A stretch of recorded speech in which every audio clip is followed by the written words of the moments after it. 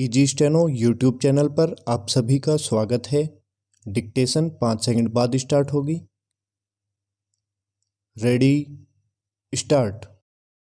कांग्रेस के स्थापना दिवस के अवसर पर मल्लिकार्जुन खड़गे के यह कहने पर हैरानी नहीं कि वर्तमान सरकार में नफरत की खाई खोदने के साथ देश की मूल भावना पर प्रहार हो रहा है।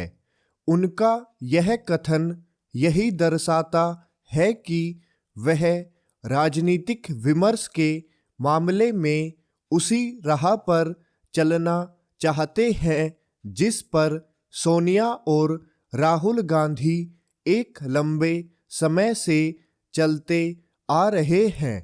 इसकी अनदेखी नहीं की जा सकती कि सोनिया गांधी किस तरह यह कहती रहती है कि संविधान खतरे में है अथवा बोलने की आज़ादी को कुचला जा रहा है।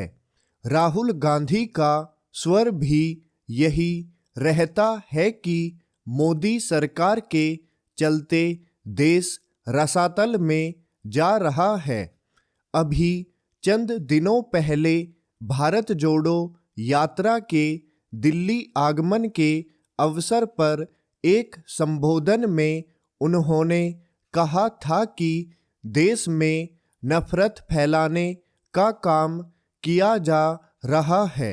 हालांकि उन्होंने यह भी स्वीकार किया था कि 2800 किलोमीटर की यात्रा में उन्हें कहीं भी नफरत का माहौल नहीं दिखा, लेकिन वह इस नतीजे पर भी पहुंच गए कि सरकार नफरत फैला रही है।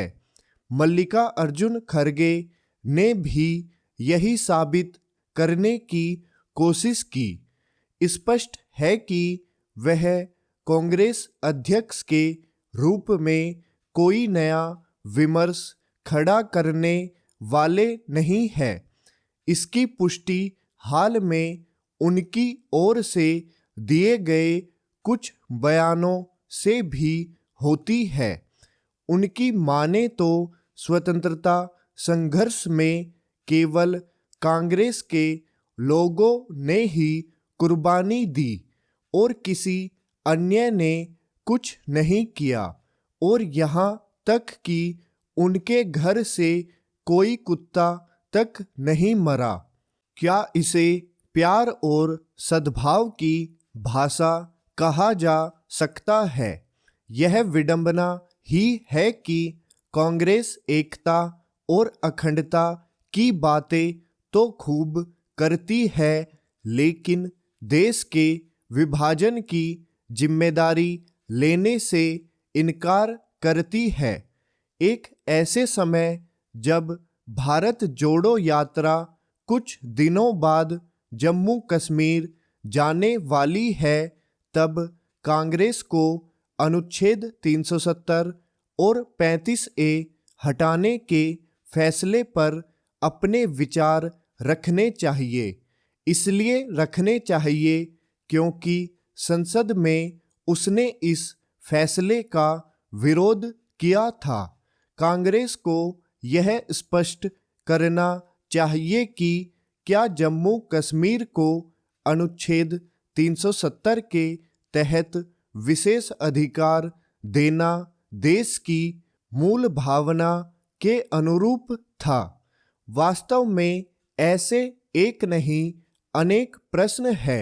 यह किसी से छिपा नहीं कि कांग्रेस ने अपने शासनकाल में किस तरह देश की मूल भावना का निरादर करने वाले फैसले लिए। इनके दुष्परिणाम देश को आज भी भोगने पड़ रहे हैं। कांग्रेस को यह आभास हो तो बेहतर कि उसका झुकाव वामपंथ से अति वामपंथ की ओर होता जा रहा है, और इसी का लाभ उठाकर भाजपा उसके कई उपेक्षित नेताओं को अपनाती जा रही है। वास्तव में यदि कांग्रेस देश की मूल भावना का आदर कर रही होती तो वह इतनी दुर्बल नहीं हुई होती। स्टॉप।